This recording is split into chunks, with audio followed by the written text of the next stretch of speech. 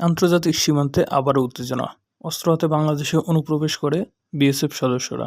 সম্প্রতি দুজন ভারতীয় বিএসএফ নিজেদের অস্ত্রসহ সীমান্ত অতিক্রম করে বাংলাদেশে প্রবেশ করে। তাদের লক্ষ্য ছিল বাংলাদেশি কৃষককে ধরে নিয়ে যাওয়া।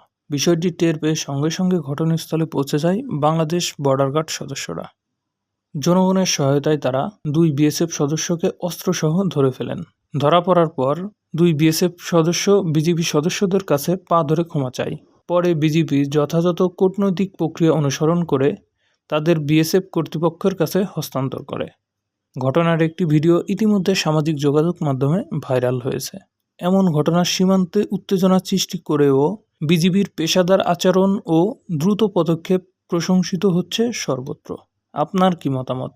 এমন ঘটনা প্রতিরোধে কী পদক্ষেপ নেওয়া উচিত মন্তব্যে জানান। আরও আপডেট পেতে চ্যানেলটি সাবস্ক্রাইব করুন এবং ফেসবুক পেজে ফলো দিন।